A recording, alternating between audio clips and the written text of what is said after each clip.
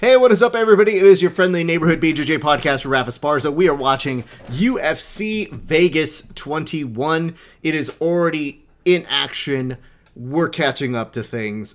Don't worry. We're going to be here all night. It is wonderful to see y'all. I'm super stoked. I can't believe we have the branding for UFC 29 still up. We'll get rid of that. What is up, Joffrey? Good to see you, my friend. We're seeing some friends already getting us here. I see JJ Podcast Consulting, CJ Hannity, and Alma. What's up, everybody?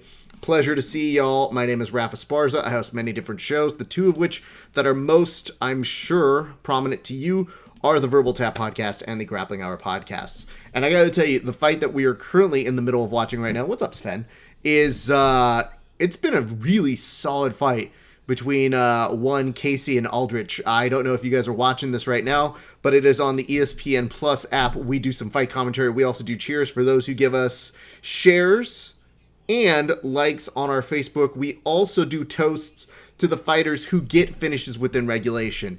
And if you give us a share and a like, you get treated like a fighter. We give you a toast, specialized just for you. What other show does that? I ask you.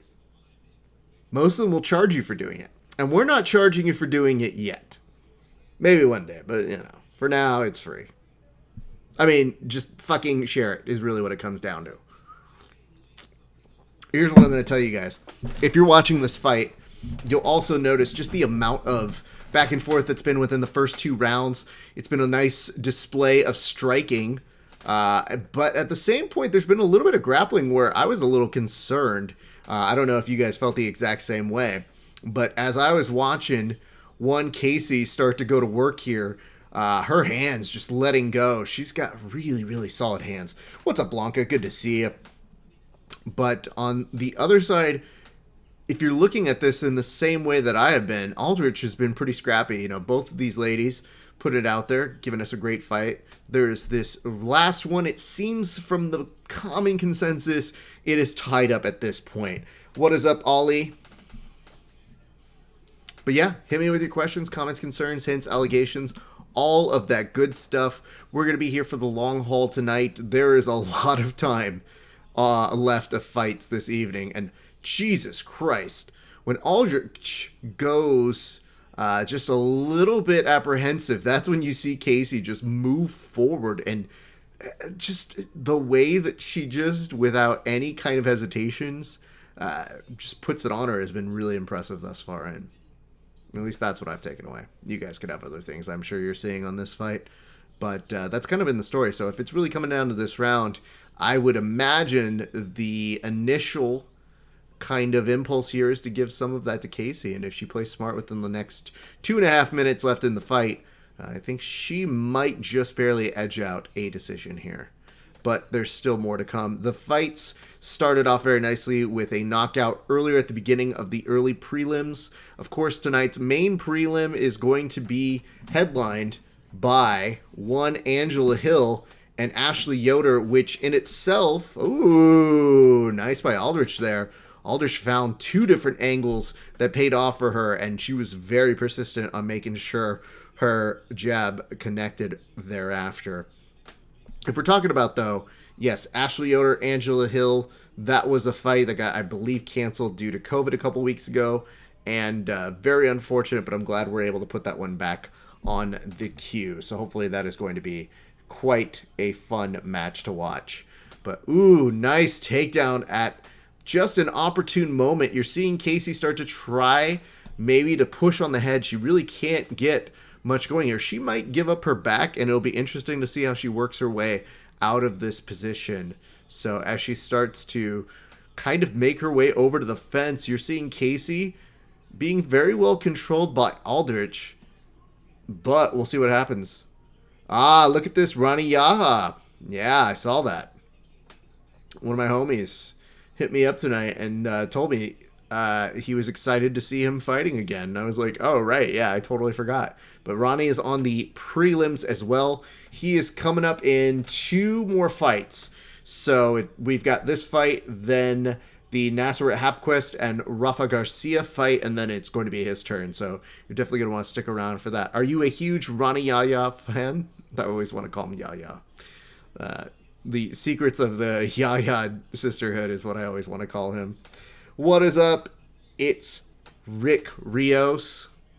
Rick Rios sounds like the the Spanglish version of Rick Ross. But welcome. I hope that you're a huge pop star who makes tons of money. Last 17 seconds left in this bout, and yeah, it's gonna end pretty quick. I don't know, man. This might get a little close on how they may score it, because Aldrich proved to be pretty good on this, and yeah, there was a weird stoppage that's happening right now. Might have been a low kick in another region. Ronnie Yaya.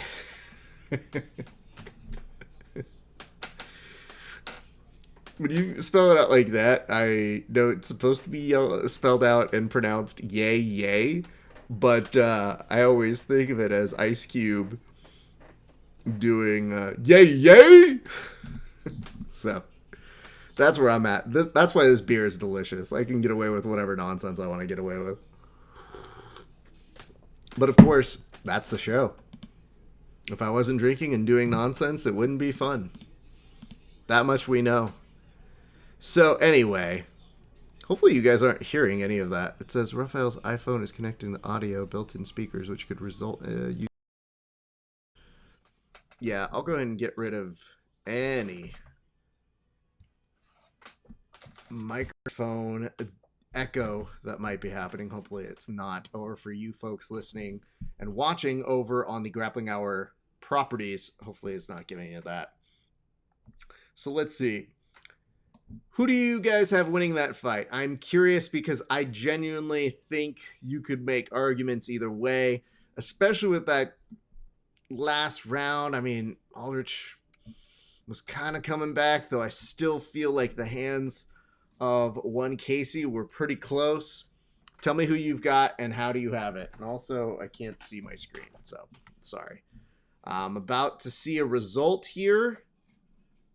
So you have just a few seconds to tell me who you think won it, and then we can go from there. But that was a pretty good fight, I have to say, all things considered. We're already off to a pretty decent start thus far. Round 3, Aldrich did pull ahead at the very last part of it with 24-18, but the first 2 rounds did favor Courtney Casey in terms of the striking. So she might still win. We'll see what's happening here. Official decision about to be read in a second, but when they come back this soon, it always makes me a little nervous on what we could see. But yes, that was another region shot in a female fight that you don't really see that every day. And I want to give a shout out to Yadong Sizin, who gave us a like. If you give us a like and a share over on our Twitter at Grappling Hour, we'll also give you a toast. It looks like we have a split decision winner coming up here in a second. JJ Aldrich, man. Yeah, that last round really came through for her. Good for her. Woo! That was scrappy. Well done. They come over, give each other hugs. That's pretty nice. Well, that's good to see. Good sportswomanship. Well done. What's up, Drain Daddy? Good to see you, man. I see you're coming in to talk to us after watching some wrestling today. Not the real wrestling, the fake one that people do in colleges and high school. What is up, aka Trocy Tony D? What's up? Hope you're having a great day. We're watching us some UFC prelim action at UFC Vegas 21. I'm excited about today. I'm excited to just learn more about people. There's obviously some folks that we do know, but we're going to run into some folks that we don't know on this card. So it's going to be good for us to get together and get to know them all as one. But yes, we have seen Nasruet Happerquest versus Rafa Garcia, and I feel like I'm supposed to go for the Rafa here. Right? Like, that's what I'm supposed to do. Anybody who has my name, I'm supposed to root for them, except if they blame salmon. So that's the difficult part, because, man, when Rafael does not make weight and blame salmon, that does not bode well for the rest of us. And unfortunately, this is the Rafael that did not make weight. His nickname is Gifted, but apparently Gifted is not at weight cutting. And so they're talking about Rafa Garcia, who lives in Baja, California. So they're going very quickly over on this one. But we'll see what's happening over here tonight. Oh, Rafa's walking out very angry. But we'll see how this one plays. Who do you guys have on this one? Do you have Rafa or do you have Nasserat? Hit me in the comment section. He is coming out of Brawley, California. Looking feisty tonight. We'll see what he's got going on for him. But I'm going to double check that. I don't believe this is the Rafa Garcia with salmon, though. So, just want to dispel that terrible rumor I might have spread on this podcast. Because we like to double check our sources. And yes, I think this is the same Rafa that they just showed a clip of one of his fights on Combates Americas, where he did a velociraptor. I can't prove any of this. I'm mostly just saying things at this point. What's up, Mike on Eddie? Good to see you. Hopefully you are having a great day. But yes, this is his UFC debut. He's 12-0. He has 6 first-round finishes, and he's got a nice little Mexican flag there, so good for him. But yeah, I already see one vote for Rafa. I'll see where the rest of you fall in line in a few minutes, but for right now, I'm having a great day. The beer we are drinking right now is from a local place out here in Cali. What is up, Rafael Rio? We're getting all the Rafaels showing up right now. And here's what I got for you kids. It is a Modern Times beer. And this Modern Times beer is a Hazy Mosaic, and it is an IPA at 7.2 alcoholic beverage content. It's an India Pale Ale. It's actually pretty good here tonight. It's treating me well. I wasn't sure what kind of beer I was in the mood for, but I have been pleasantly surprised by this tonight. And I see an os in the comments section, so I'll just give a quick little one of those. Not an official cheers. The cheers we reserve for fighters who get finishes within regulation, and for those who give us a like and a share over on their Facebook, who become subscribers on our YouTube channel or on Periscope. Go ahead and give us a like and a share there as well, which is actually Twitter. So just so we're clear on how that all works, it's the exact same thing. It says drinking Modelo again. For a second, reading driving Modelo is like, that's the one that triggers people to go, can you pull over, miss? Gonna need you to go ahead and turn your car keys over to us. So I'm glad you clarified that, because drinking Modelo is not exactly something that we endorse here in the UFC, even though it is the official drink of the UFC. It's always a good time to bust out the Anik impression. Of course, Modelo brewed for those with a fighting spirit. But of course, Anik has the night off tonight, so I'm sure he's probably in a closet somewhere right now, just screaming out those lines because he bored. What else are you gonna do? So, all right, Joey Martinez doing some introductions right now. Very pleased to have that happening. I've already gotten that. Drain Daddy, Andrew, what do you got for us? And then Rafael, are you going for the other Rafael? Because by law, I think you and I have to go for Garcia. So I'll see where we're all at on that one. But appreciate all y'all tuning in, having a great day today. I'm in a good mood. I'm just very much enjoying the day. It's been a casual Saturday day for us here over on the broadcast. Tomorrow, my wife and I celebrate our anniversary. We're super excited about that. She said that she wanted a picnic, and then all of a sudden she saw the rain and said, no, I don't want any of that. So, unfortunate. But I see a Garcia vote again. Can't stress enough, I enjoy those who are rooting blindly for the Rafael, just like I do. But here we go. Chris Tondini is your referee, who looks like he's seen a few fights in his time. The man is grizzled, to say the least. It's always hard to carbon date the age of fighters because that dude might be 40 in the octagon as the referee. But here we go. You got Hapcrast in the white and Garcia in the black trunks. And already, you got Nasser circling around. He recently just got some cupping, it would appear. I haven't gotten that yet. I've wondered if that's actually good. Edwards versus Muhammad, question mark. Yes, that is going to be the top line version of it. Are you asking me who I have on that one? Come back to me with an answer on that as I narrate what I'm seeing in front of me right now. Because I would like to root for Muhammad, but I think I'm kind of leaning Edwards right now. We shall see. Meanwhile, nice little kick on the inside there for one Nasserat. Rafa Garcia. Both these guys almost mirroring their hand movement, which is very interesting to see. I do like this little stutter step that Garcia's starting to do. Nasserat comes with one overhand right. His stance looking a little stiff right now. Very nice. Some good power to his punches, mostly blocked over there by Rafa Garcia. I see a note here that says, from John Hyun Ho, this is a huge opportunity for the undefeated Rafa Garcia against Nasserat. It does appear that way, especially with, what, 20 wins? Fairly impressive to see. Yes, this is one Nasserat's return back to the cage. I believe one of his last fights. And it says, Hapcrast going down. Oh, man. Okay, I see that. I was waiting for you to give a prediction of some sort, but I didn't know that was going to be it. With such a succinct way of saying, this dude is going to die.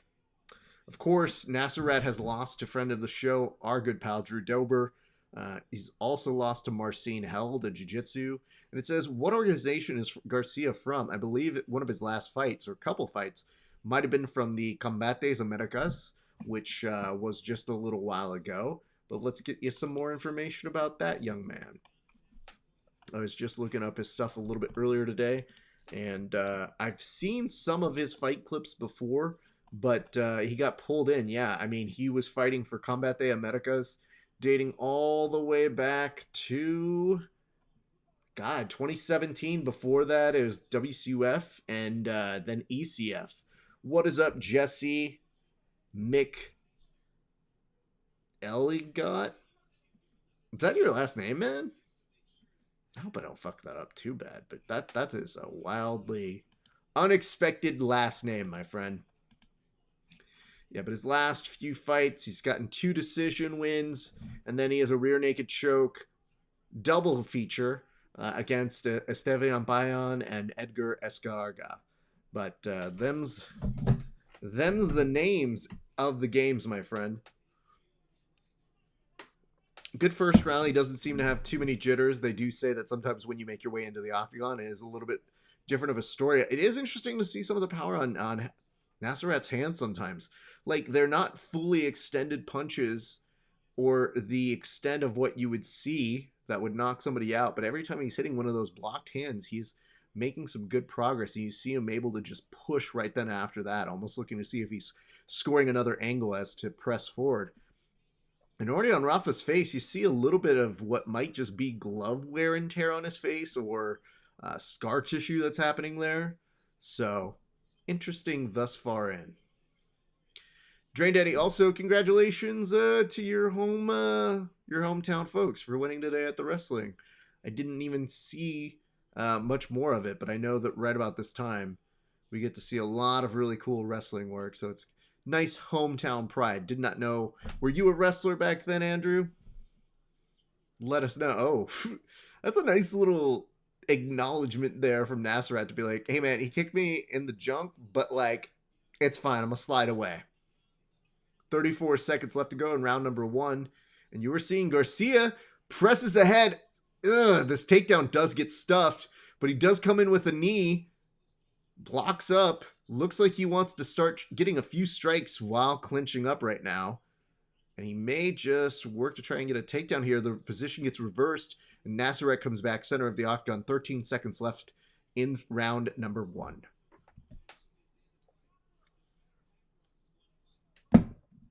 All right.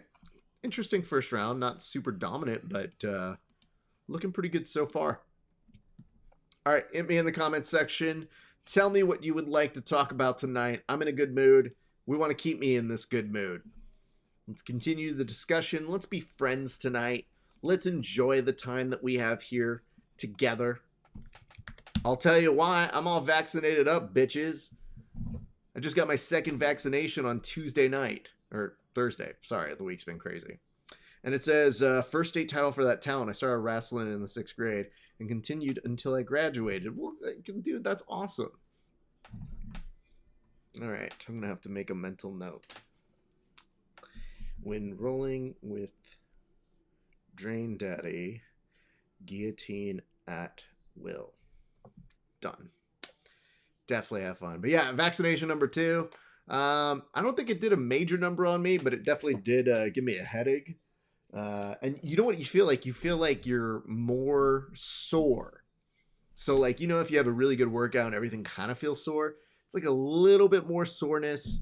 And what it does, in my belief, I don't know that I really had a major headache, but whatever I was feeling, it was amplified. So yesterday I was pissed off at everybody at work.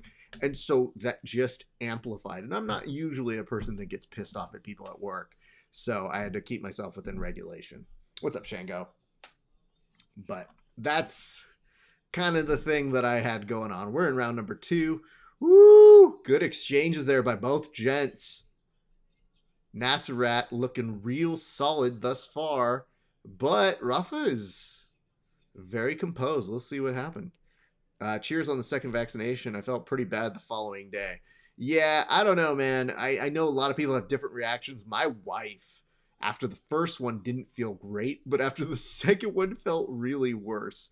And that just made me very thankful that she didn't actually, to our knowledge, contract COVID, because had she have, could have been a lot significantly worse than that.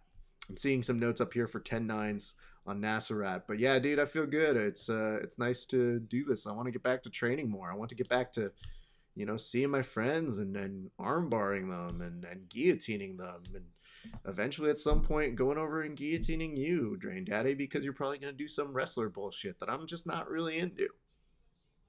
And I'll tell you, my main tool for wrestlers is to basically use WWE BJJ on them to make sure that they are kept at bay. Because nothing stuffs a takedown like a steel chair. 3:26 left to go. Round number 1.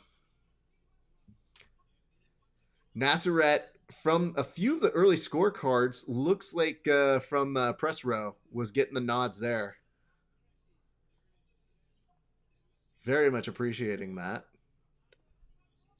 I see over here coffee and Kimuras, 2 of my favorite things in the world. Dig the fact that you named yourself that. But yes, the guillotine note is 100% what I have to do with you. I have a few of my buddies who are really solid at wrestling, and it can be very tiring. TLC match or nothing. Bro, you don't want to go through a table. It's going to be really sad when I have to put you down, because I'm going to have to be like, dude, I know you're a loyal fan and you come and watch all these shows with us, but man. Nice boxing. I would agree here, Rafael. Both these gents have been very clean with their technique. And you know what I really like about Nasserat? Nasserat's gotten in a couple of these elbows. My striking coach has been encouraging me to throw more elbows, both upwards and stepping in. And every time he asks me to do it, I look at him like he's insane. Because I go, what function do I need to know how to throw an elbow? Like, even the kicks I kind of understand, but he's like, bro, I want to see you throw an elbow. And I was like, oh, fuck, fine. It feels so weird doing it. So, even more appreciation for those folks who fight Muay Thai and can slip in those elbows and make it look like art, because mine looks like garbage.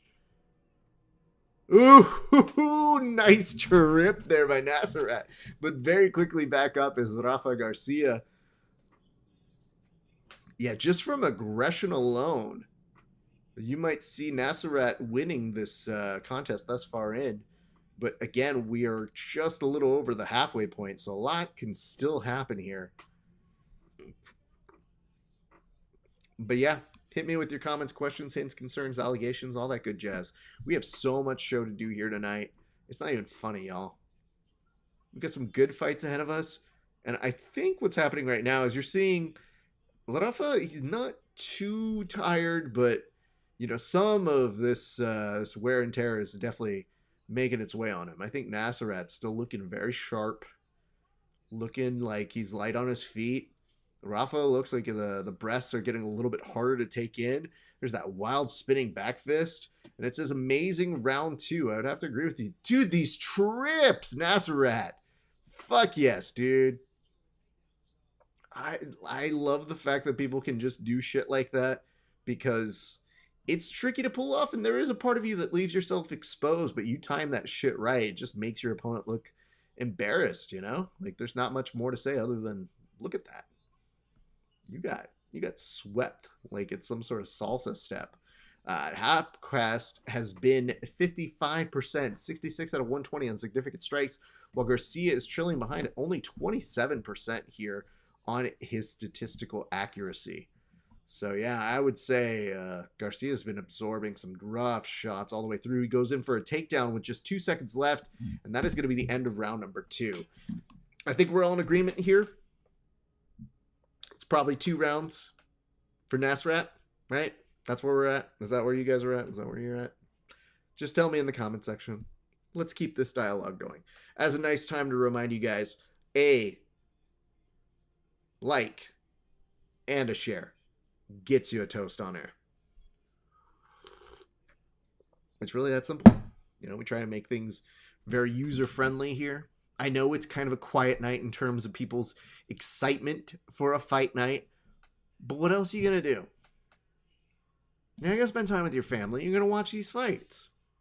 My wife went to go work tonight because she was like, all right, I'm out of here. And I was like, that's fair. It says, jiu-jitsu beat most of the wrestling out of me. I don't believe you. That's what wrestlers say to the little jiu-jitsu people, us only jiu-jitsu people, into a false sense of security. Though I will tell you this. I still believe when we've had the sponsor that gave us the Team America singlet, that is the most ridiculous singlet that it ever existed. Maybe you've seen it on this show before. But I will say when you put on the singlet, you do feel more powerful. Like, I'm not good at wrestling, but I feel I have to be better when I put the singlet on. So the few times that we've trained like that, it has been utterly ridiculous. I see right here, us wrestlers learn the hard way. I hope so, man. And I see a note here from Rafael Rio that says, nice knee from Garcia. What's up, Jits Mom? Thank you so much for purchasing a Jiu-Jitsu Hour, or I'm sorry, the Grappling Hour t-shirt. Of course, we have the old standard, tired and true, but never out of style. The old school verbal tap shirt, which I have to give to a couple folks. And we've got this one on sale as well, which is the Grappling Hour t-shirt. We love the fact that y'all support us. We'll put up a post a little bit later to remind you guys where you can go pick them up, but I very much appreciate it. And you said right here, that was an excellent combination. It really is, dude. Like, I just like the fact that Nasserat finds his openings. Meanwhile, Garcia coming in with a few strikes of his own. Beautiful uppercut. These elbows. That's an awesome t-shirt. Thank you very much. Appreciate it. Try to get people to support the brand, and we've also given them out to people who have won our UFC pay-per-view pick'ems. So we always try to give a new prize, but we've recently given out some t-shirts you might have seen on our Instagram social media this week. Some of our previous winners have just received theirs. So we sent out a whole bunch, and we have a couple more we have to send out. But if you want to support the show, aka me, aka also Kevin for Verbal Tap, then all you have to do is go buy a shirt. Really appreciate it when you do. Means a lot to us. Oof. 3 minutes left to go on my clock, and these elbows from Nasserat. Woo! Just the way he slices them in, I just really like it, dude. Good on him. Nice right hand there by Nasserat as well. And it says, Garcia, okay, well, here's the thing, dude. We're here in America, so I don't want to scare away the people who don't speak the different languages well. Also, my accent comes and goes sometimes, so no. Just trying to speak more American because we live in America. Oof. Nasserat's landed so many of these clean, dude. Good for him. I think we were talking about this a little bit earlier, but Nasserat's last fight was a win over Alexandre Munoz. He also has wins over Joaquim Silva, Theobald Guti, and Mark Dikizi.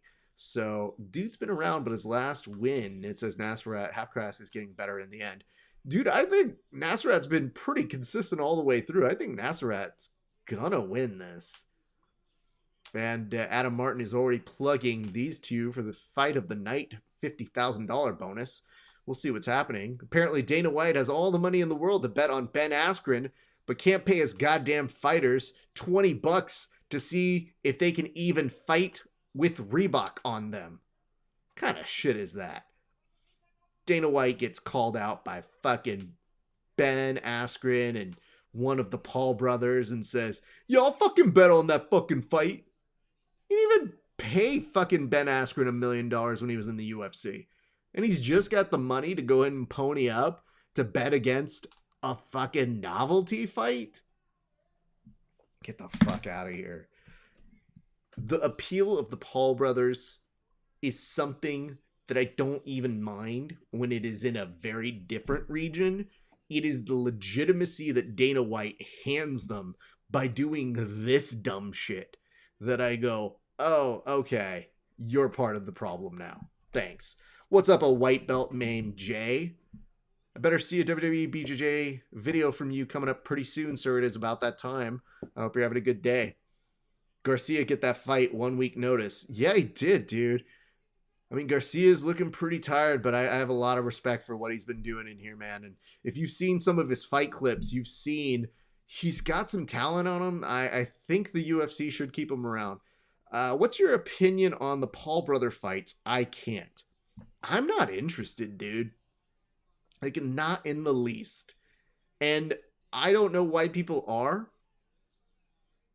But I'm going to, like, level this out to you. They're going to charge you $49 for Ben Askren versus the Paul brother. And I say Paul brother because I'm not going to learn his name. I've had some people tell me, you mean the wrong brother. And I go, doesn't fucking matter. They're the same fucking guy.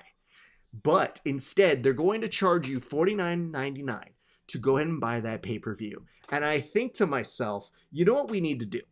What we need to do is encourage everybody on our side, aka the mixed martial arts side, which granted isn't always the smartest of people, but we should encourage them that if you have that much disposable fucking income, that if you are going to buy that goddamn $49.99 pay-per-view, you should do something to support a local mixed martial art business. Because don't try and tell me you don't have the fucking money. You do. You're buying that dumb shit and then saying, like, who knew it was going to be so fucking dumb? Because no one in their right mind says, I would like to see more of Ben Askren striking.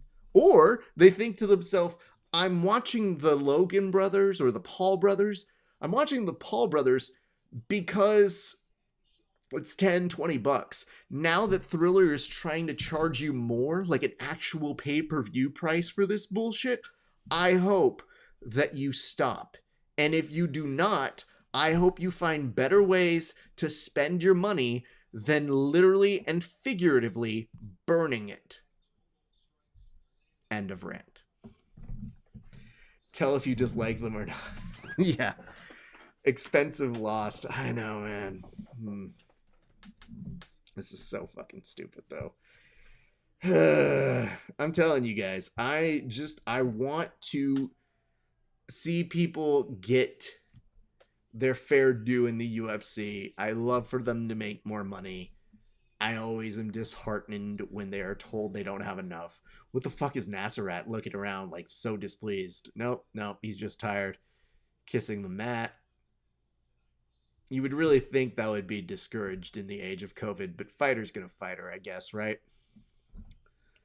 Listen, I'm just telling you this as a fan. I don't know why people are so excited for those fights, but more power to you if you do want to order them. It's just not really my cup of tea.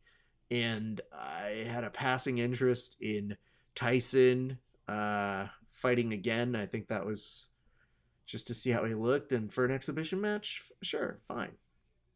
Seriously, Street needs is free, and some of those dudes can throw down. I have a friend who has fought on some street beefs. Didn't know until I just saw him putting on his Instagram stories and just saying like, hey, what's up everybody, I'm at street beefs. And I was like, what the fuck are you doing there? You can fight, bro. Like, I always feel like anytime I see him do some shit like that, I go, why? These poor guys who are coming to like just fucking scrap have no clue how good that guy is. What is up, Pedrinho, GF team? How have you been, man? I hope things are good. I hope you are doing well. I hope you've been having a great day. Anyway, as we mentioned a little bit earlier, we had somebody who came in and was very excited about seeing the next fight with Ronnie Yaya. So that should be fun. I'm excited to see that one too. We should also tell somebody, Gabriel, we appreciate the like, as does we appreciate the like from longtime friend of the show, Megan Johnson. Thank you guys for tuning in. It's the best. What's up, Jones? 1997. 1997 was a great year for me, and you were probably just born in it. So, man, are we old. UFC Vegas 21. Watch along. What other shit do you want me to rant about? Clearly, I do not feel discomfortable in discussing my anger towards certain issues like the Paul brothers. I am clearly okay expressing my displeasure in having people who are actual fight fans do dumb shit like going to watch them. But yes, friends, it has been a great day. We saw a very solid fight, and I'm going to go back and watch that Nasserat fight, I think, in the future, and tell my striking coach, like, yo, do you want me to throw up, like up fucking elbows like that? Because I can't, but I see what you're asking me to try to do. So anyway, hopefully we'll get more people to donate or do something good, buy products from small businesses on the Askren, small MMA businesses on the Askren and Paul fight. Just saying. Steven Rosales, good to see you, my friend. Hopefully you are doing well. Steven Rosales, Skinny Steve, the jeweler. If you guys have jewelry needs, go give him a hit up. An excellent dude. Always love trading with that guy. Hopefully I get to see him tomorrow, which reminds me, I should probably set an alarm to get up in the morning and go train. Because if I'm drinking this, I gotta work it off. I swear to God, training this morning was striking. There was a point where I was like, why do I drink? Like, why do I eat fat foods? Because this is so hard when you do it. My coach was like, yo, hit this pad 10 times. And I was like, I don't want to. I'm really not in that mood, bro. It was so stupid to look at him and go, he goes, hey, hit this pad. Why? I don't want to. I'm tired, man. All right, we're at the next fight right now. Ronnie Yaya versus Rey Rodriguez, who has some fucking weird-ass nightmare fuel tattoos on his body. I see a note here from Drain Daddy himself saying, let's go Yaya. The divine secrets of the Yana Yana sisterhood. Fuck, I fucked up that joke. I'm so mad at that. I should have said Ronnie, the divine secrets of the Yaha sisterhood, but I didn't hit that one right. Rey Rodriguez, just look at that tattoo, dude. It's weird. I think the coloring is nice, but it's almost like a medieval grandma from WandaVision has made its way on there and is trapped in a spell on his body. Just to let you know, good to his word, Drain Daddy himself this week sent me a photo evidence of his tattoo, as if to say, hey man, I know you might not believe me on having not great tattoos, but here is further proof. And it says, you can't win them all, coach. I'm just saying, dude, it happens. That's why I don't get tattoos.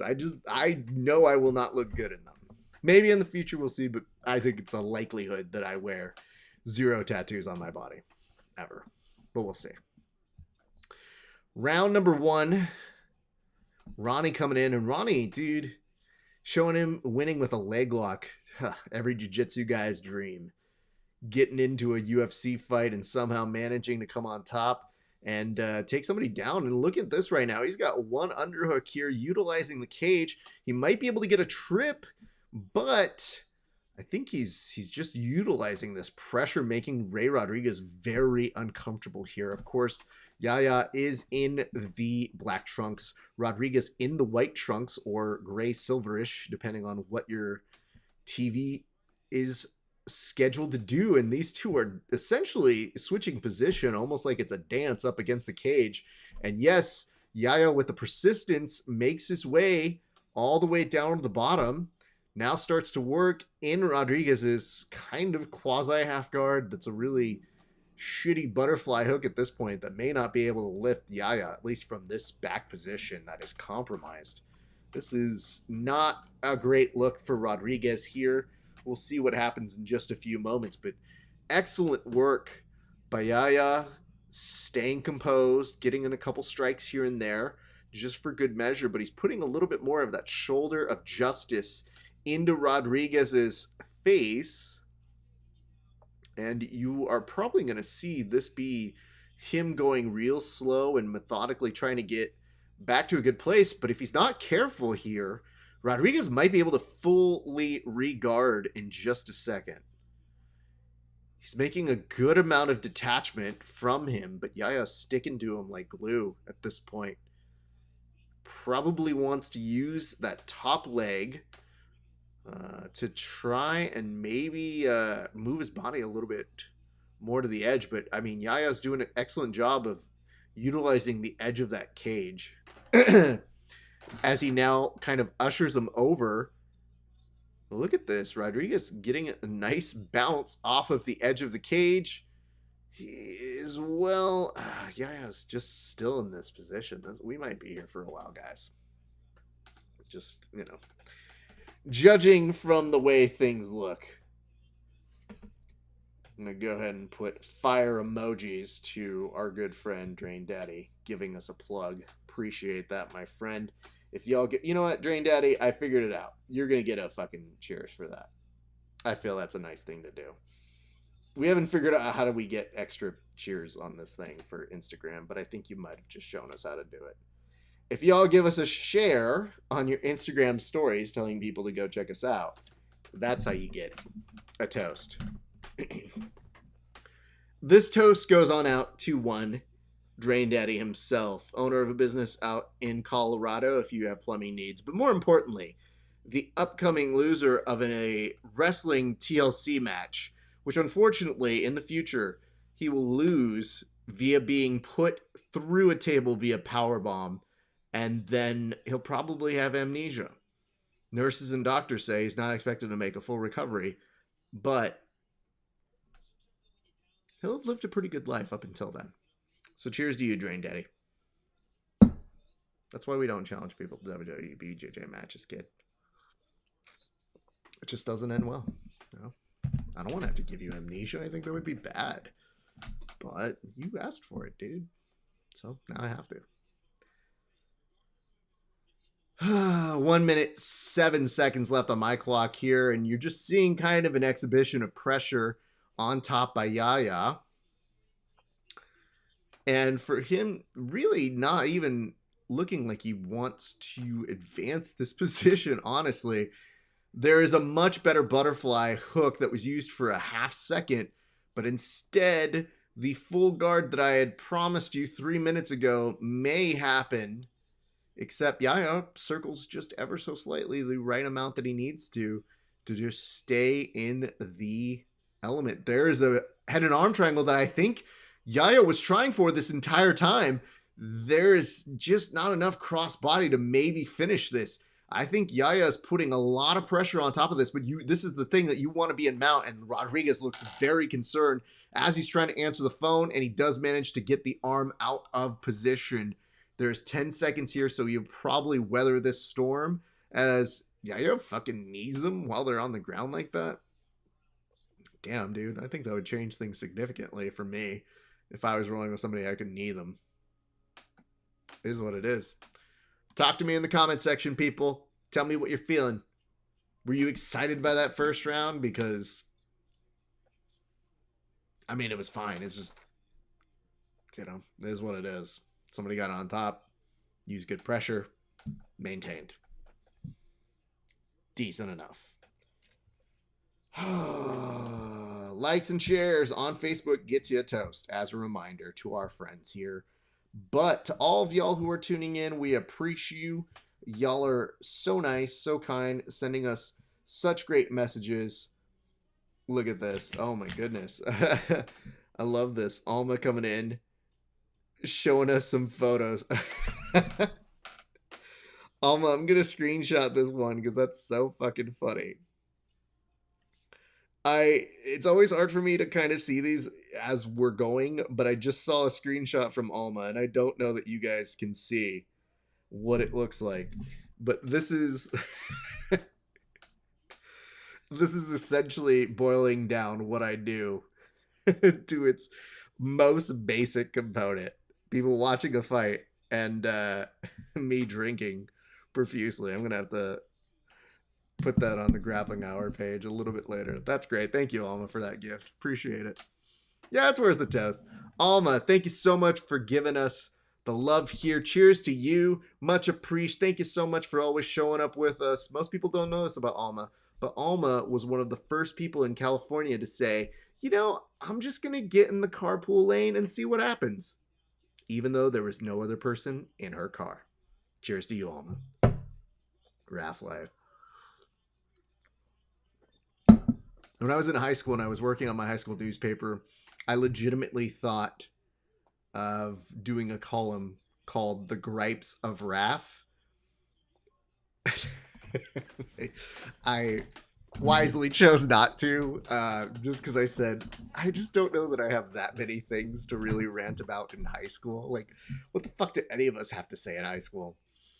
The other one that I've still toyed with, and we may come back to in the future, is instead of references. Again, it's really, really egotistical, and I've got to commit to the bit if it's going to be really like that.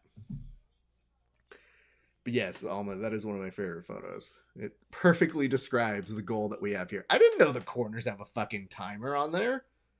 Holy shit, that's dope. Meanwhile, Yaya, back to work, trying to just pass this half guard. Pretty pleased to see the level of control that he can get, even when under duress.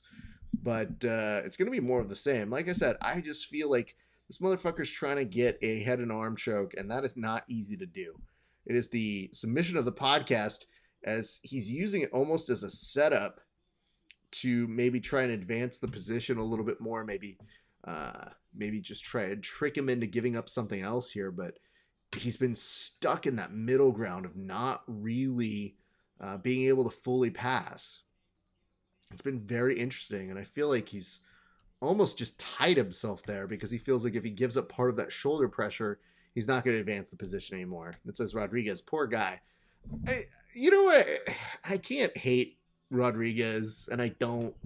It's just, look, butterfly hooks. Yep, give me an overhook. Give me a butterfly hook and grab those fucking double arms. Nope. And guess where we're probably going to end up here? Back in the exact same spot in that weird ass fucking lazy man half guard. Oh, it's getting closer, dude. This could be more viable. Like, he's on a decent side. There we go. Look at that. Ronnie Yaya coming through with the submission. The head and arm triangle, I guess it begs the question, did he bet someone that he was only going to finish the fight by head and arm triangle? Because he telegraphed that from minute one, and it didn't look like he was going for anything else other than a head and arm triangle. And guess what? It means that we have to do a cheers to Ronnie Yaya, and hopefully I don't fuck up the joke on that one. We'll have to see. But yes, they're talking about the takedown that he gets, and it is something to note here. He grabs the back of the foot.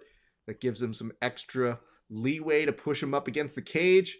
And that was kind of the story here. But yeah, I think that's kind of a nice adjustment that he made, which is, hey, listen, if you're going to keep me in your shitty half guard, maybe I can stay in the half guard, but just go the opposite side and go to a strong right hand variation of this. And you thought for a split second, even as Rey Rodriguez put his hand up to tap, he was kind of thinking like, God damn it. He told me he was going to do this the whole last round. The jits is real, fellas. Absolutely, man. Like I said, it is the submission of the podcast. We love us some head and arm chokes when we can get them. It also helps when people have necks, because some people we roll with, myself included, sometimes don't have a neck. Just saying. My good friend Sam, aka Southpaw Pod, Stuff from Sam, says, low-key, UFC Fight Night cards are my favorite. Not because these are less known fighters, but because there's no Rogan. It's a pleasure. I love how much, dude, every fucking tweet from him on a fight night is how much he hates Rogan. That shit makes me laugh. But yeah, dude, we love us some good head and arm chokes here. Hopefully you guys are having a great night. If not, I get it. That's not my fault. My job is to keep you entertained for the time you are here. My name is Rafa Sparza. It is a pleasure to host you. So many more fights. I'll take more of your questions in the comment section. As I mentioned a couple times before, I'm in a good mood. Let's take advantage of that. Because in a few moments, I might be in a shitty mood. I can't promise you. I can't tell you why I would be in a shitty mood, because I don't know why. But while I'm happy, let's take advantage of that, people. It's almost like they got me on that good, and I'm in a good mood. Here we go. Your official fight decision announcement. Ronnie walking around the cage, very pleased. And yes, it does say here, he has the sole possession of the record for most UFC WEC bantamweight finishes with 9.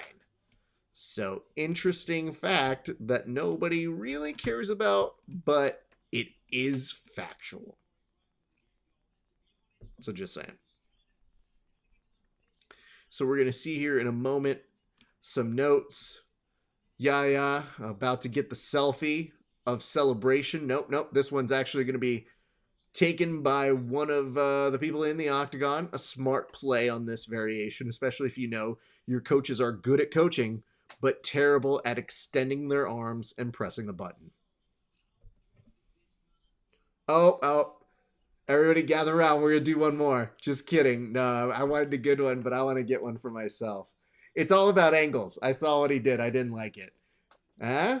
Everybody knows you got to go up. Always go up on the selfie in the octagon. If you go from here, you might have a fat chin. And I get it. You're in probably really good shape. But think about your coaches, because maybe they haven't been eating well because you haven't been eating well.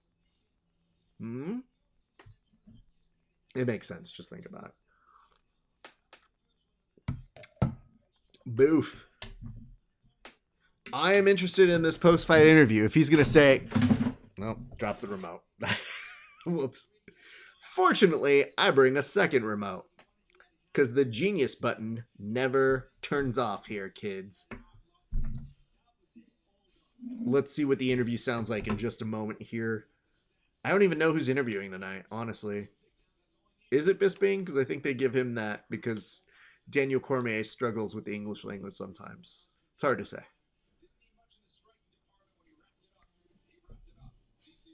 There we go. Now it's DC. Okay. The initial question, how good did it feel to get a submission?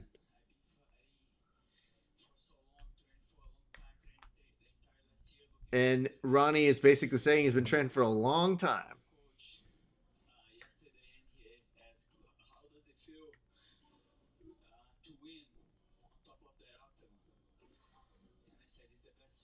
So apparently yesterday, one of his coaches asked him, "How does it feel to win inside the octagon?" And he said, "Good. It's great."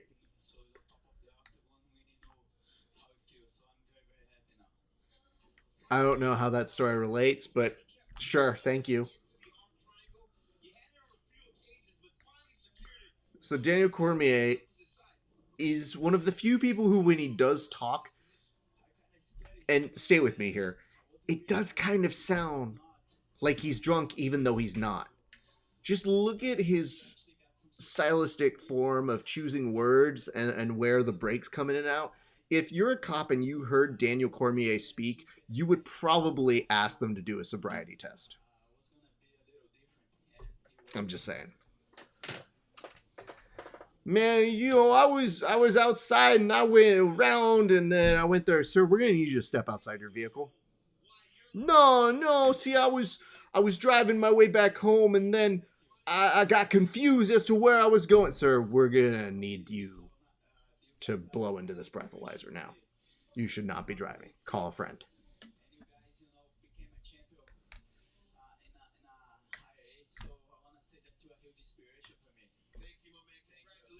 So I think Ronnie, in his own beautiful way, is saying it is very special to me to be interviewed by you, DC, which I best I can tell is what he's trying to say. Cannot promise you that's the exact uh, manner in which he was speaking. So just saying, it's not exactly the world's most beautiful language, but here we go. This toast goes on out to Ronnie Yaya. Hey, congratulations to you, good sir. You win with the official submission of the Verbal Tap podcast. We love it when people do that. And I got to tell you, man, it looked like you were telegraphing that thing for a good 7 minutes and still managed to pull it off. And I got to tell you, I think that's fucking impressive. Cheers to you, Ronnie. Go ahead. Get your fucking celebration on. You earned it. Just like you said, if you were at the top of the octagon, it feels great. Well, you're back there now. I guess. I think that's metaphorically. Do you mean when you climb the cage? Not very clear. Anyway, cheers to you.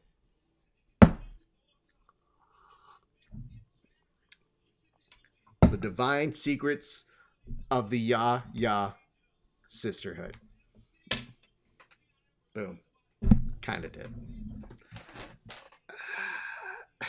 It's so stupid.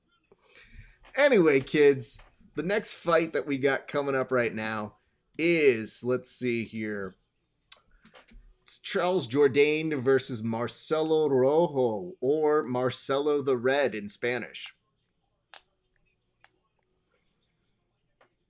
But that's the fight that's coming up. So we got this one in Angela Hill, and then we go straight into the main card, which is, oh, okay, I didn't know everybody who was fighting tonight. I should have looked at this card a little bit better. I forgot that we've got Eric Anders fighting, kind of a by proxy, friend of the show. Davey Grant, former guest of Verbal Tap. Gavin Tucker and Dan Ige. That's going to be fun.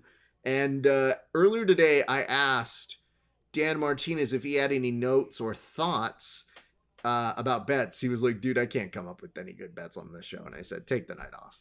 But Dan was saying that he actually thought Ryan Spann was probably going to be the best bet to take. In terms of any kind of odds and what to fight on. So that's my only real clue to y'all. That's it. But yes, a featherweight bout between Charles Jourdain and Marcelo Rojo. But excited about this one. I'm excited that you guys are also here. Man, Charles Jourdain looks like a more pissed off one Johnny Combs. Also much tinier by like almost 100 pounds. Because John Combs is deceptively big and strong. And it's really annoying rolling with him, if I'm being honest. Because fuck that guy. While we're in limbo, hit me with some questions. They can be UFC or MMA related, or they could be outside of it. This is Ask Me Anything time, kids. These are what commercials are for. Because if anything, we aim to give you the best nonsense out on the interwebs possible.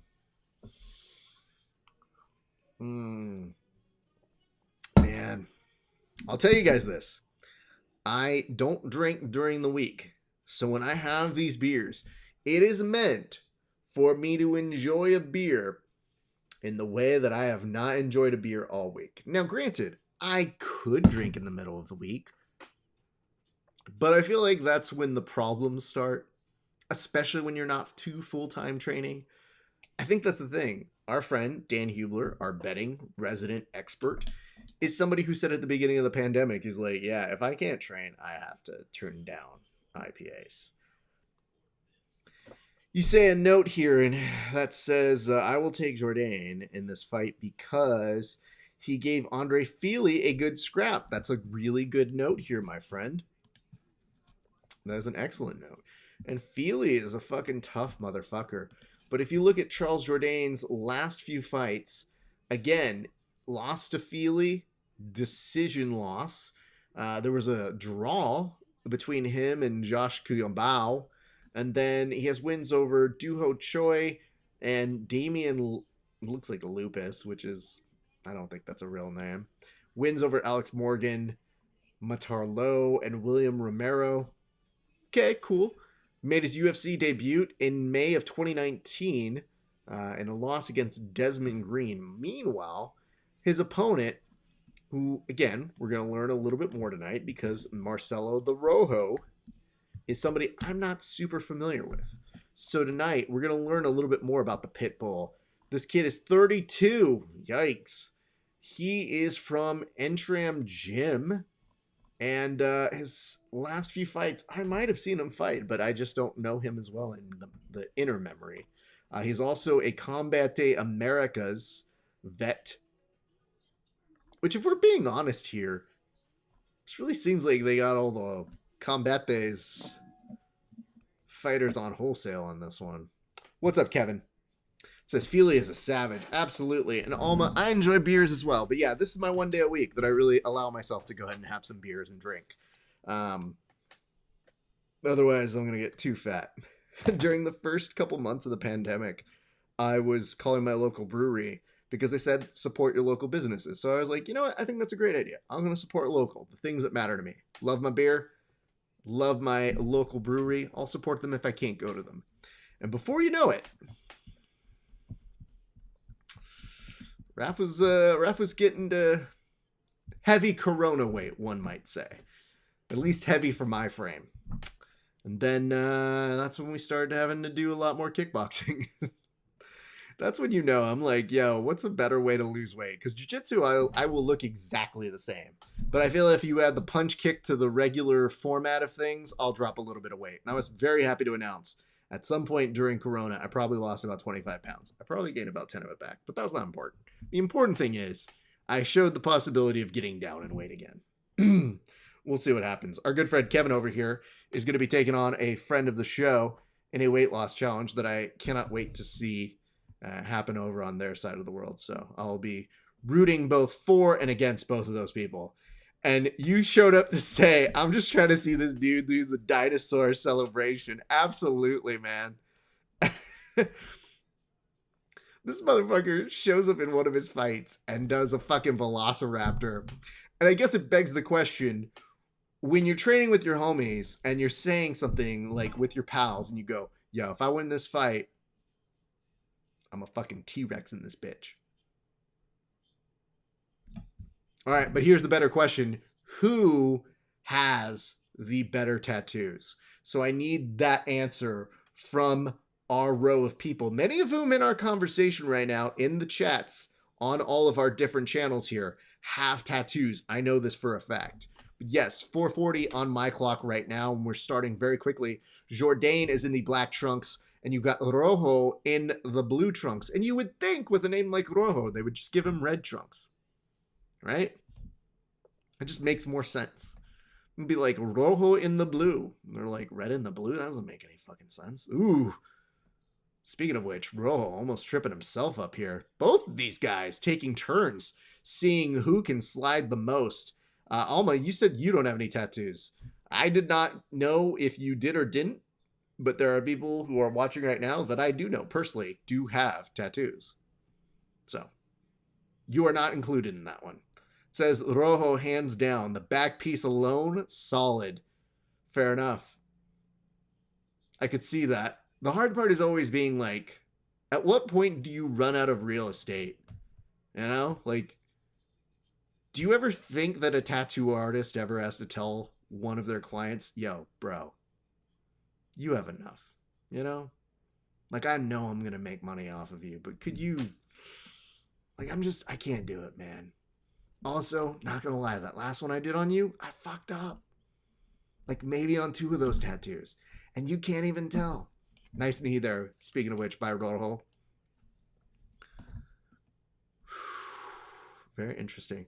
Now, I know a lot of y'all were rooting for Jourdain to begin with. And again, Jourdain looking to me like pal of the show, Johnny Combs, with his weird-ass body and movement. Yeah, that back tattoo is very weird. I still don't get the idea of being like, yo, can you make sure that whoever is on the back of my back has a spear because I want to show whoever's behind me. I will fucking stab you, motherfucker. It says, so enjoy watching fights here. Thank you so much, Alma. Appreciate having you. We just try to do all the commentary that helps you get through without having to listen to too much Daniel Cormier. And Bisping. Though I oddly have less beef with Bisping than I thought I would as a commentator. I think it's just because DC has such a low bar that anything above him is like, oh, that's not bad. 2:16 left to go on my clock. Meanwhile, both of these gents probably getting in their time, downloading. Nice work there by Rojo. Rojo starting to try and make some moves here, looking to see if he can push him up against the edge of the cage. Does not really get his wish. As you see, Jourdain makes his way back to the center, then in exchange gets kind of tripped up here. There's a little bit of a stutter step for Jourdain right now that looks like he almost is trying to figure out if he wants to switch the kick every time he lifts the leg here. Jourdain pulls back for a split second, avoids any contact from Rojo on that overhand right thrown. But now, just look at the way that Rojo is trying to cut the angles here. At the very least, I do appreciate the mythology of that, but you look over, he splits the stance once again, connects with a nice jab there. I'm almost getting the impression that Jourdain wants to go in for a takedown, but I don't think he is seeing the cleared for takeoff that he needs to go and get that shot in. What's up, Hecko83? How you doing here tonight? Hopefully you're having a good night. If not, it's not my problem. It's your thing. Rojo presses forward, puts a little bit of a barrage. Jourdain ducks, moves out. Now back center, throws a left hand, gets a couple knees for his, I guess, his efforts. But now these gents kind of in the clinch, and now they're over on the edge of the cage. You're seeing Rojo try to control the head, cannot do it. Instead now, both of these gents just exchanging to the body. I do appreciate from Jourdain is Jourdain definitely is doing that street fight mentality of, hey man, if I can get some body shots while I can, I'm going to fucking try and rack them up. 10 seconds left in round number 1 for me. Ooh, it was a decent knee attempt there though. I can appreciate that. 6 seconds left. Both of these gents look like they have enough information to go on to round number dose. How do you have that scored? Who do you believe won round the first? The red or the not red? Slip my name for a second. Jourdain. Sorry, sometimes I don't want to just say it out loud if I forget. Tell me in your comments. Let me know. Who do you have scored and how? Don't give me tough round of score. This motherfucker just wrote present in the comment section. Take a guess. One person gets it, one person does not. We're not, you know what? Dana White just showed up just to tell you guys, hey, there are a lot of fucking weird scores out there right now. You guys need to get your fucking shit together. You can't have a 9-9 round, motherfuckers. Nice little review of what Dana was saying last week at the post presser, in case you missed it. Jourdain, thank you. It's a 50-50 proposition. All you have to do is pick one. And I'm probably not going to give you that much shit if it was a tough round to score. Round number 2, here we go. Oh, by the way, give us a like and a share over on Facebook. Give us a subscription over on YouTube. Or tell people on your stories to come watch us here, and we will toast you just like we do those fighters who get finishes within regulation. Nice little way to remind y'all. 10-9 Rojo. Okay. See, but you know what? The interesting thing about Rojo that I know speaks to the heart of our good friend Kevin here is aggression definitely plays a huge factor for Kev. So Kev can definitely be persuaded by somebody being like, yeah, that guy just wants it. Yeah, that guy's fucking mean. Look at this. This dude is now going to work. Rojo definitely coming in strong right now. Jourdain a little under pressure. Not buckling just yet, but Rojo's very laser focused. And you already see him bleeding atop of the head right now. Doesn't seem fazed by it in the least. Do you think that both of these guys would fight even more intense if they were told that whoever wins doesn't get a fight bonus, but instead gets a free tattoo at the end? I don't know how that works for people. Maybe. Continuing on, 3:36 over on the fight clock right now. Good knee there by Rojo. Hold up. Let me see if I got that straight. Rojo initiated a knee. Then in that exchange, got an eye poke. And Michael Bisping having some weird PTSD saying that might have been a bad one.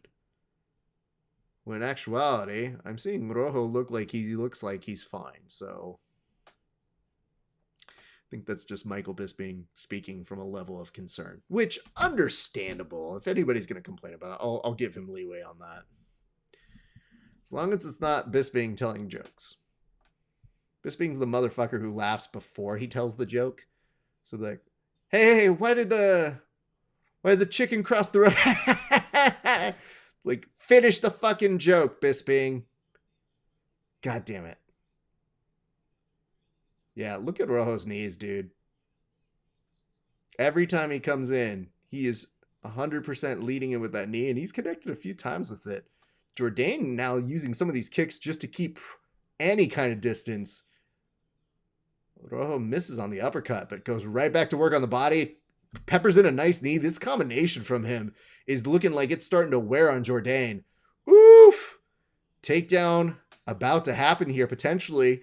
And oddly, there could be... No, just kidding. I think for a split second, Jourdain was looking like he could get a guillotine there. But I was like, bro, he is too postured for you to get him in any kind of guillotine here. But instead, the Rojo is now going to use all of his weight. He's trying to stomp on some feet here. What's up, BJJ Police? Appreciate y'all showing up. We're watching us some UFC Vegas 21. Which is weird. 21 is such a number that you get used to saying with Vegas. To see that happening here. Woo. Very interesting. But yes, as you noted here, Drain Daddy, Rojo looking scary. Rojo looks unfazed is my thing.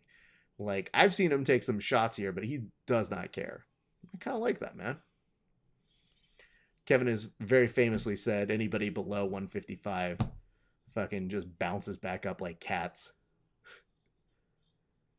He usually means it most for the 125ers and 135ers, but he's been known in the past to say like, yo, you can't even come to the big kid table if you're not 155 or above. So we like to do that joke every once in a while. Nice clip on the chin there, though, by Rojo. Wow. What I do appreciate about Rojo is he literally will pepper in a little bit of a grabbing of the back of the head in between his combinations as if to pull him down. It's an interesting thing. It says factual statement. Appreciate that. Woo.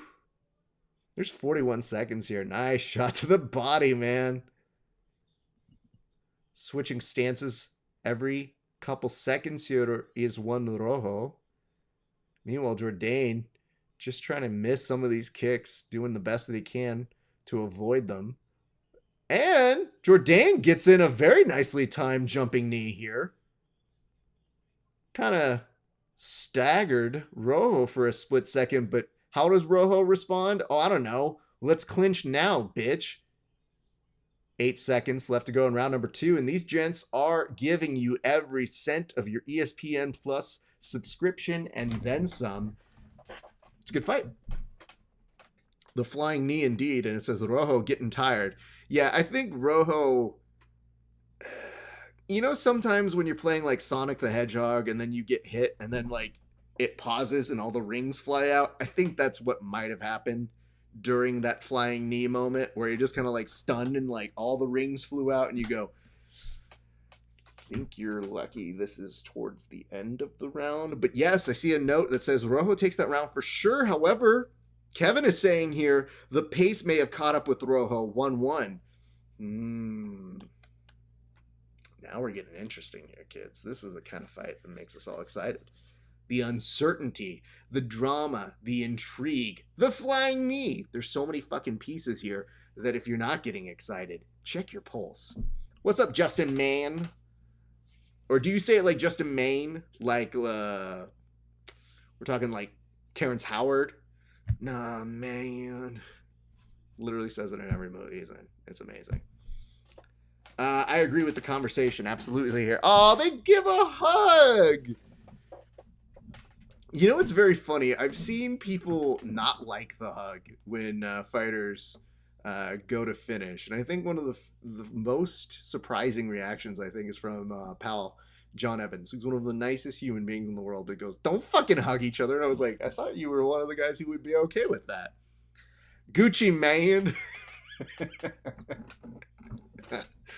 Terrence Howard always has a moment in his movies where he does sound like he's on a respirator dying. It's just so fucking funny. Yo, Justin, though, you for serious have to stop putting photos of you working out too hard. The rest of us can't keep up with you, dude. And actually, I'm going to start reporting you on Instagram. That's what I'm going to do. Like Main Street. Oh, just in Maine. Well, that's way less exciting. Real missed opportunity there. Boo. Woo! Nice left there. Well, let's put it this way. Even if you don't have a exact scorecard and you go to your corners, all of your corners have to be telling you this third is really important. I know, Kevin, you mentioned a little bit earlier how it looked like Rojo was getting tired. If he wasn't before, oh shit, knockdown. And right now you're seeing Jourdain pouncing on him. Rojo's swatting him away just ever so slowly, but this might be enough to get a finish if he stays consistent. Rojo grabs the arms and maybe grabbing the gloves in a little bit of an illegal way, but holy fuck, if you ain't cheating, you ain't trying. He's not getting stopped for doing it right now. And it says, remember when Cowboy had to head kick Matt Brown like 6 times before he finally gave in? I'll tell you this, as somebody who's trained just jiu-jitsu with Matt Brown, it's hectic, man. And look at this. We're now getting to the point where Rojo is potentially about to get past here. But nope, instead, Jourdain is perfectly fine staying in that guard. Holy fuck. No! Let me just tell this to you right now. If you ever have the chance to lose a fight, do not be the guy who loses the fight via friend jumping off the cage and doing the cage version of an elbow drop on you, aka a hammer fist. That is not the highlight clip you want. So do whatever is in your possession or your body to make sure that if you're going to lose, that's not the end of the fight. And it says those shots affect differently when you're tired. He was eating those before, absolutely. And it says, I need to start putting money on these fights. I'll tell you that. Fuck. Yeah, these are not looking good. I think He is covering up and he's trying to respond with some punches here. But with this pass guard, I am highly, highly concerned. And right now, Jourdain might start working to crucifix. No! No! No, dude, this is not the time to lose your arm. You kind of need that to block some of these shots. And even then, it wasn't even blocking all the shots. Yo, this dude is straight up utilizing that. And he's going to let you up. Bro, you need to get back the fuck up. And you need to get up and angle yourself out of this. Because you are about to get finished if you don't find your... No, don't nod at him like, yeah, come on and bring it, motherfucker. You need to fucking move. Move out of his fucking direction if he's doing that shit. What's wrong with you? That's what fighters do, so I can't tell a fighter what to do. He is definitely looking like, you know when you're about to fight a boss and you get one of the junior bosses in a video game and they start to turn red? That's essentially what's happening here. And it says banger, absolutely. Woo, look at these. 50 by Jourdain in round 2 and 52 in round number 3. Exponentially just racking up these points right now. And it says, Rojo, tough as hell, man. Sorry, I still can't say it right now. Yeah, the referee is going to mercifully call it on behalf of the audience. This is going to be a fun post-interview to talk with. And, well, I mean, not for Rojo. Rojo looks like he needs immediate medical attention, if we're being honest. But for his opponent, Charles Jourdain, definitely was put under pressure, performed, looks really pissed, and now happy. All right. Jourdain with the finish. You were right to go for Jourdain, sure. Woo, or Jourdain. Sorry. I'm going to call him whatever I want to call him. That's really what we come down to here. I always figure my first draft of saying a name is the one I just go with because I'm not going to learn any other way. Woo, dude. Yeah, when he started even switching it up, I think at first Rojo was like, yeah, dude, if you're standing up and you're going to hit me in the breadbasket, it's fine. I can take that. And then immediately Jourdain switches to hitting him in the face and he goes, oh, I am not a fan of this. This is not great. A couple of those body shots look like they wrecked not just this next day, but the future that he is going to see for the next 2 months. And you're seeing Jourdain come over to console his opponent. Both these guys are exchanging pleasantries, a nice hug and celebration. And it looked like they were saying compliments as to how tough they are. The official decision will come back. So you know what this means. We have a toast that we get to do here in a second. So I'm going to remind y'all. Oh, look, I see Alma just gave us. Look at this. I see right here. Alma just gave us a nice little plug on her stories. So she's going to get a toast. How do you get a toast? You finish a fight like that. But guess what? You're not in the fucking octagon right now. The way we toast our friends and fans on the show is very simple. Give us a like and a share on Facebook, a subscription on YouTube at Grappling Hour, or give us a post on your Instagram stories that tells people to come watch us live on the Verbal Tapcast page. And I got to hand it to Rojo because he was on that stool and he raced over to go make sure that his opponent had his arm raised properly. But Charles Jourdain, yeah, if he's French Canadian or Canadian, shouldn't it be more said Jourdain? Whatever. By GSP rules, it should 100% be his name is Charles Jourdain or Charles Jourdain. Yes, Jourdain with the finish. We'll see what he has to say, but he's about to get toasted by us right here, right now. I'm very excited and happy that y'all are here. Appreciate you, Alma. We'll give you another toast here in a second. And that's a much better smiling photo of me. Thank you. I appreciate that because some of these photos I like look back at myself with. I'm like, yeah, that did not look great that day when we do these things. But Charles is about to do his post-fight interview. I want to see what he has to say, and then I'll do his toast. What's up, Jake Watson official? I saw you just put, you tagged me with a thing. I'll look at it later. I think that our good friend Jake Watson is trying to challenge me to a singing thing of some sort. Now, listen, of all the podcast hosts, and I get it, I'm probably not the best jiu-jitsu guy out of all the podcast hosts in jiu-jitsu, though I'd probably hold my own. I am 100% best all around. Here's why. Ask those guys to tell a joke. Ask those guys to do an interview. Ask those guys to put those two things together. It does not happen. So anyway, song and dance is also included on that, and I like my chances against, you know, the MMA finisher guys, and even the respected and beloved Jake Watson. So Charles Jourdain said that he was questioning himself mid-fight. And he wanted to make sure that 2021 was a great year for him. Understood.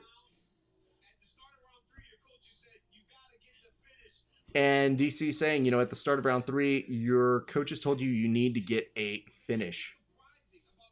And now he's asking, was there anything surprising?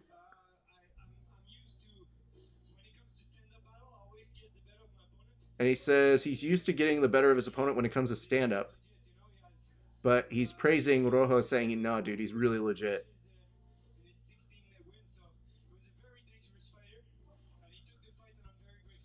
And he said he took the fight, and he's very grateful for that.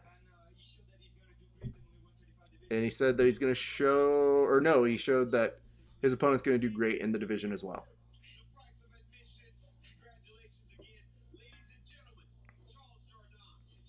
See, DC called him Charles Jourdain. Nobody knows how to fucking say his name. All right, here's what we're going to do. This cheers goes on out to Charles Jourdain, however the fuck you say your name. First of all, thank you for giving us a great fight. We appreciate it here on the show. But more importantly, what resolve, what dedication. And dude, you probably had to finish that dude like 3 times before they had to call it. So I feel like we should give you 3 cheers, but I'm not going to do that. I'm going to give you 1 toast and say, congrats to you. Love seeing what you did out there. Cheers. Well, bam. So let me put this a different way here, Jake. You're telling me right now, whoa, whoa, whoa, as if what I'm saying isn't truth facts. Are there other people that are all around better at doing this than me? Because I'm all ears.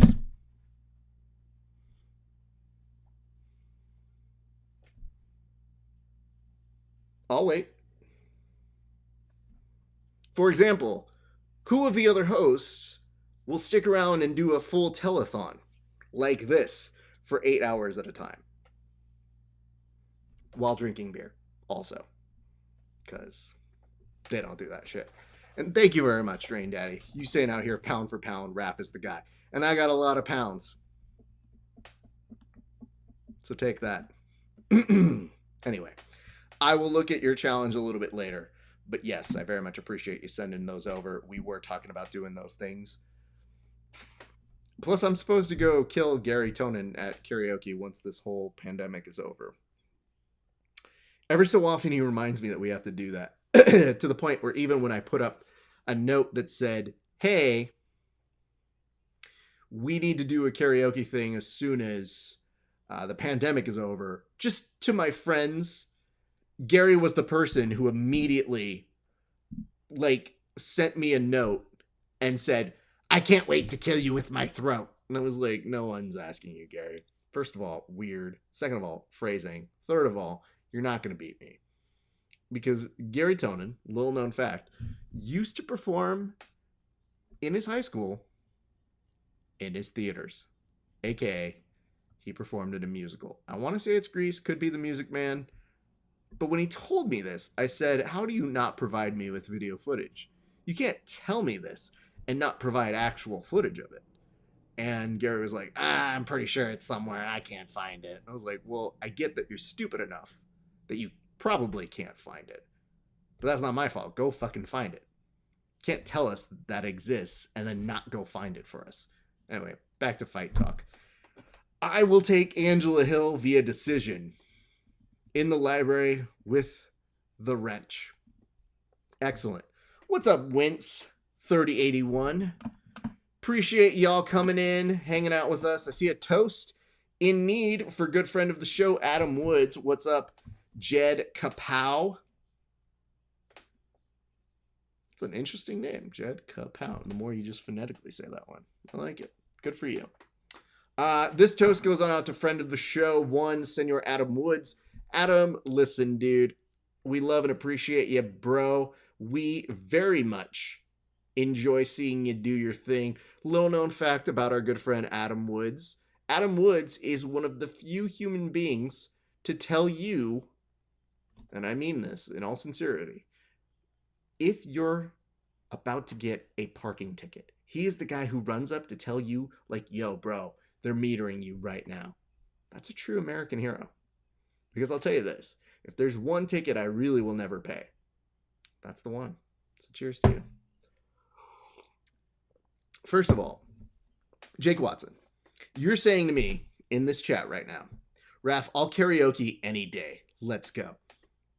I hear you. And I hear what you're saying about karaoke. But have you ever performed karaoke on the streets?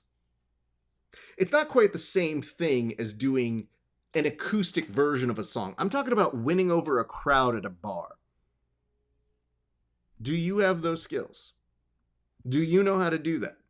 Because again, we have people, I performed at places where there are true American Idol aspiring singers who are stunned when they do amazing covers, and me, with not their vocal range, actually get the crowd behind me. Well, I look forward to you singing Walking in Memphis like a true original, while whatever it is that I do will crush you. But it's adorable that you think this. And good for you, because it's good to have hopes and dreams. I just hope that you have a sports psychologist who helps you after I soundly defeat you, because they'll put you back together again. I just don't want to impair what you do for a living. Like, I don't want to beat you so bad that you forget how to jiu-jitsu competitively. I think that would be detrimental to you. I'm not trying to do that. But if I have to, I will. You can't be on the video. I'm doing this to several locations. You just have to stay in the comment section. But we'll do a video link up soon enough. All right, here we go. Angela Hill, Yoder, happening right now. Although, if a casual was watching this, say it to my face. Oh, Jesus Christ. I already just did. Like, what the fuck didn't I do? You're watching this. I'm saying it to your face. I'm actually getting in closer as to tell you, I will crush you. You suck. I'm great. Class. Trash. Amazing. Paul brother. That'll do it. Plus you're blonde and tall, so it all kind of works out. And your boxing is kind of like them too. Angela Hill going to work with some outside kicks. Meanwhile, Yoder in the blue trunks, kind of sloppily getting up a kick right now, leaving herself open for a few right hands. That was way too far. I take none of that back. I feel very confident in being able to say those things. Woo! You could tell that Hill's pissed that she did not have a fight 2 or 3 weeks ago. She's like, yo, I am fighting not just for today, but for the fact that a couple weeks ago, I was not able to fight. Of course, they called that one off at the last minute at one of the last pay-per-views. Was it UFC 259? I don't know. They all bunched together at this point. Oof. Pressing her up against the cage, Yoder has one overhook that may be detrimental to her as Hill starts to yoink her back. Now Hill just throwing her whole self into Yoder up against the edge of the cage. I wouldn't be surprised if she takes the back or does a trip here. If she reverses this position, it would be a pretty sweet highlight takedown. But instead, she's going to opt for a couple knees as, ooh, Yoder makes the most of that opportunity. Almost comes in with some excellent judo work, but Hill manages to keep her underhook and get in a nice elbow there. In case you don't know, friend of the show, Karen Bryant does a podcast with Angela Hill. Glad to see them working together. Karen Bryant, one of the nicest people in all of MMA. And there aren't many, but she's great. 2 minutes, 6 seconds left to go in round one. Good knee there by Hill. Every time I look at this, though, I just feel like Angela's kind of trying to set her up for a nice little pivot here. Instead, beautifully done. Switch of position and a knee from Yoder to separate. Interesting work here from both ladies. Nice kick to the inside. Yoder does her best to try and check it. But Angela looking pretty solid here right now. Appreciating what she's putting out. How about y'all? How y'all feeling tonight? You guys having a good night? Bad night? Decent night? Not decent night. Hard to say. Woo! I don't love how Yoder's coming with some of these strikes. Like some of these lazy jabs that she's doing have very little oomph to them. And with somebody like Angela Hill, you're just letting yourself open. Like, look at the differences in form between Hill and Yoder. And just to figure out if you're really, really seeing something that looks like you can root for Yoder here. Yeah, Yoder's trying some of these old school tactics, almost trying to bully them. It says, good night, good fights. Appreciate that. That's my line. I usually say that thing. That's at the end of the show. That's why I was like, you're not going anywhere. Where the fuck are you going? Woo! Now, Angela Hill hitting her multiple combos. Significant strikes, 26-8. And Hill basically brushes off a takedown. No, my back trip was coming here. And I think Hill wants to try and get a finish. She has to just be very careful about the placement of these legs. She should be okay as she starts to circle around and punch her from very odd angles. And it does look like we will go to round number 2. Excellent work there by Angela Hill. I'm going to say it for you so you don't have to put it out into words. But I do believe that was a pretty significant Angela Hill round. All in agreement? The eyes have it. In case you're wondering, this glass says Mazel Tov, bitches. Not that I'm Jewish. You don't have to be to have a thing like this. My sister just saw it one day at a store. I want to say at a novelty store, and she just goes, I felt you needed this. It's like, I don't think you're wrong. I'm pretty sure you're right, actually. So we drink it with all the love. So my much appreciation to my sister for that. One of the best human beings in the world. She awesome. All right. Yeah, Angela Hill, pretty dominant in that first round. But yeah, this could be dicey, man. I just don't love Yoder's striking right now. It just looks a little not great. Looks a little sloppy, if you ask me. That's just my opinion. You guys could have a different one. Yes. Miocic Nagano 2 on the 27th.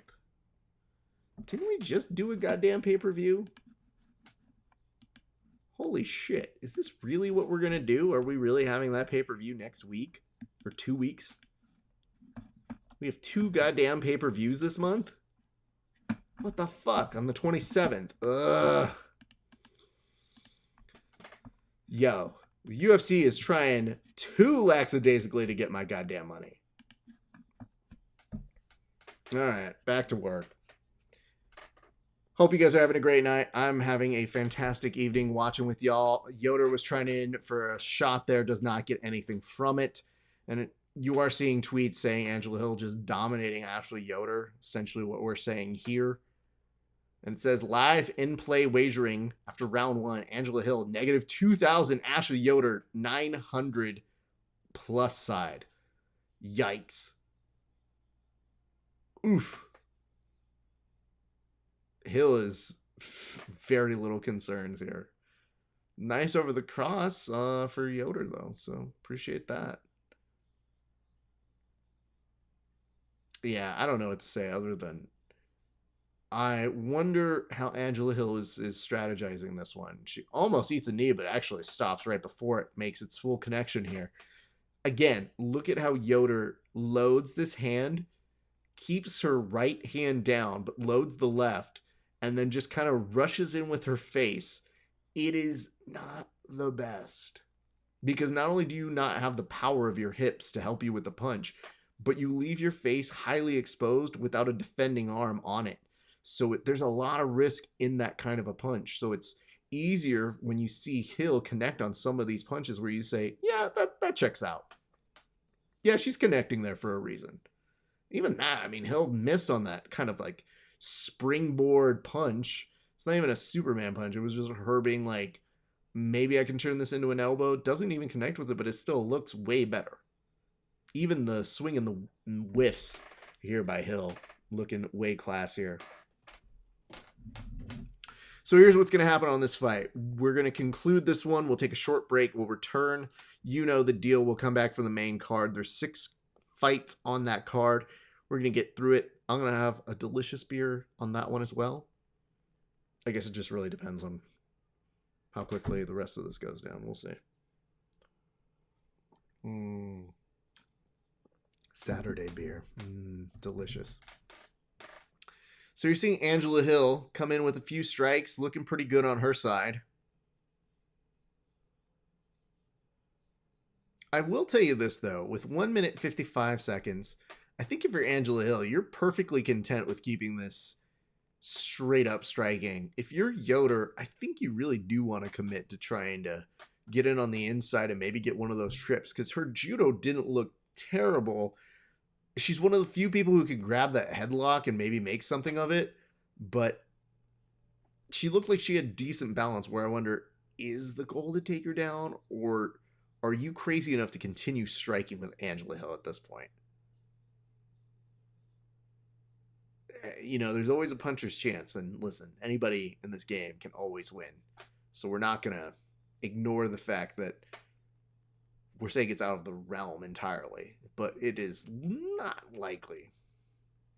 Even Vegas told her that in between rounds. Nice shot to the body there by Hill. And now just bullying her. Oh, that knee probably really hurt her. And she is way more dazed, but manages to spring out. There's another punch to the midsection, and you could tell Hill is starting to go to work here and really hurt her. Another knee, but it results in a takedown. Thank you. But Hill, even from her guard, being very active. There's only 34 seconds here, so that takedown is not going to be enough for the judges to really see anything. And look at this. Hill almost working that arm in a very, very compromising way. Yeah, that's smart. Good for Hill. Why not? Why not elbow from there? And then, you know, straight arm that shit too. Yeah, why not? You got some shit to do here. Angela Hill, yep. Even just kind of hurting that, pushes her away for a split second, and instead, Yoder comes right back into the action. Oof. Not a great round for Yoder, but she did show some sign of life when she did have a makeshift takedown. So we'll see what happens here. It looks pretty convincing that we're probably going to see Hill pick up a win. But if you are Yoder and you are her corner, that takedown is going to be highly significant. So what is El Mat Ubanez? I always wonder how people named Matt do on mats in jiu-jitsu. So they're like, hey, Matt. You'd be like, is that to me or are we talking about the mat? Now we got to get to the mats. What? It's a really dumb question that occasionally crosses my mind. Not a lot, but occasionally. All right. But yes, El Matt, thank you for joining us. Appreciate you. We're about to see the final fight of the prelims. Very excited to have you here. My name is Rafa Esparza. We love having you guys. We're having a blast. I hope you're enjoying yourself. Now, to her credit, Jourdain is coming in way more aggressive, and she is surprised, trying to get the takedown. However, Hill reverses the position, one underhook there.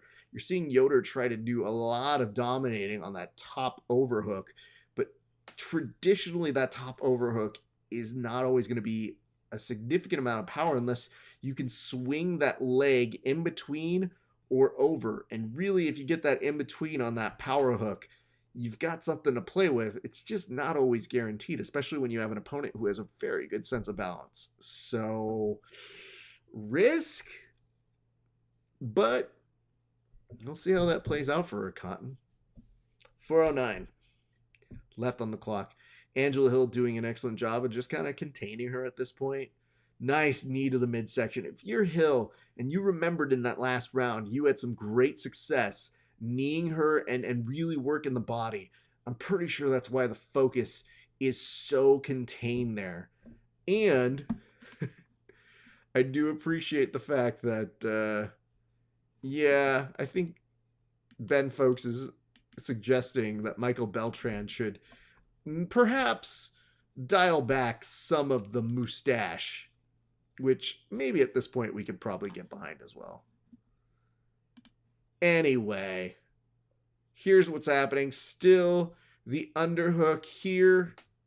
Woo.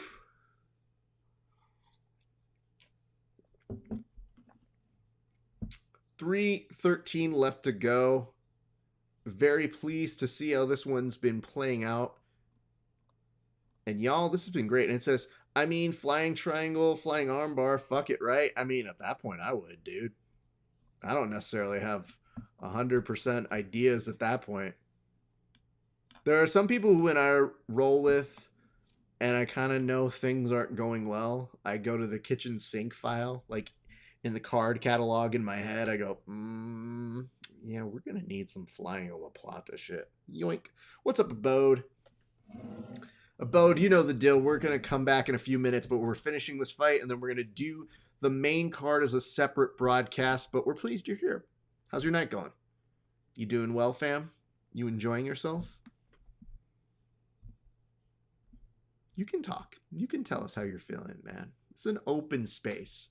We want to make sure we make everybody feel welcome. And Hill starting to go to work on some knees, but instead, at the very tail end of that third knee, essentially gets taken down, but still very active from her guard. And she really needs to make sure that that Jourdain doesn't really pass. And it says, great, sir. How about you? I'm doing fantastic. Just been drinking beers, watching fights with friends. All of y'all. I mean, the beer is also probably better than the friendship. It's hard to say. But either way, I value them both kind of equally. Yeah. But this is good. Jourdain, kind of in that half guard. I don't know if she's going to have a ton of success in this position, but at the very least, Hill has probably done enough that should secure her a win. And it says, Life of George C. What's up, bro? Minute 9 left to go. And Jourdain, very, very, very solid with the pressure. And the containment, I guess, is probably a better word for what she's doing to Angela Hill. She's not really imposing any damage, but she is mostly just making sure that Hill can't hit her in the fucking face or the fucking midsection anymore. Though this is pretty good. Using that cage, fan of that. Oof. Also, tattoos for Jourdain on the back, not in the best of sections. It says, ordered a pizza, sent too many cheers. Oh, good. Yeah, well, yesterday my wife came back from like at her office, they ordered some pizza. And she goes, I brought you pizza. And I go, great. And I went back to go eat it. And as I opened the pizza box, she goes, oh, by the way, it's burnt. I go, what the fuck do you bring me burnt pizza? And she goes, what are you going to do? Not eat the burnt pizza? And I go, I mean, I am. I'm going to eat it. It's just, you know, could you warn me about it? Because I feel kind of bad. I'm going to have to eat burnt pizza. Who eats burnt pizza? She's like, you will. Because I have never known you to turn down pizza. I said, that's fair. What is up, Ty? Is it Ty Vi Voda? Or is it Tyva? Is that like one word? I don't know. It's hard to tell at this point. Angela Hill won that fight. End of story, pretty much, right? Like, I think we're all in agreement on that. There's not too much to really question about that one. But yes, we do see that Angie Hill defeats Ashley Yoder. Unanimous decision, 30-27s all across the board. No surprise to any of us here. Super stoked for Angela Hill. Good for her. Looking forward to hearing what she has to say in her post-fight. And once we get that, we are going to go straight into taking a break. We are going to come back in approximately like 10-ish minutes. So be like Alma, get you some pizza, get you some beer, come back. Let's all get together, have some fun. And, you know, we're just going to chill. Like, this has been going real nice all day long, and I've been having a blast with you guys. You guys are making my Saturday. It's just been a good day so far. We'll see what Angela Hill has to say. That was not a finish to that fight. So, unfortunately, we will not do a toast for her, but we will be toasting people throughout the evening. So, don't worry. Don't go too far. You guys want to stick around. I know we're all going to experience and enjoy the fights together, because that's what we do here. And Angela Hill is literally skipping to her interview, which, BT Dubs, you have not seen anybody skip to their post-fight interview since probably Henry Cejudo. If we're thinking about it. That's probably him. But yeah, I'm feeling it. I'm feeling you guys. It's been a great night so far. I'm interested to hear what she has to say. I think she's probably going to talk a little bit about those shots to the body. She's probably going to be very pleased with her work in that fight there. I do appreciate that she starts her interview by starting off with, hey.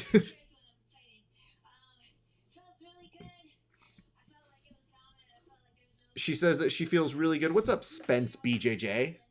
And she says that she felt dominant. She's now tied with Carla Esparza and Tisha Torres for the most wins in the strawweight division. So that's the thing. She's talking about how she felt good in those first 2 rounds, but she was, you know, wanting to make sure she wouldn't get gassed out in that third and final round.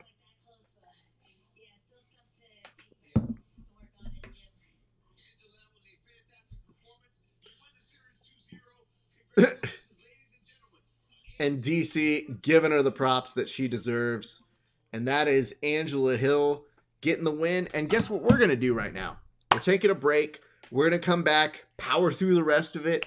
So pleased to have you guys. Go get you some beer, get you some food. Come on back. We're going to watch the main event as a family. Much love and appreciation to you guys. We'll see you in just a few minutes, okay? There's not really anything I got to wait for. I don't have to have you guys say, okay. We're just going to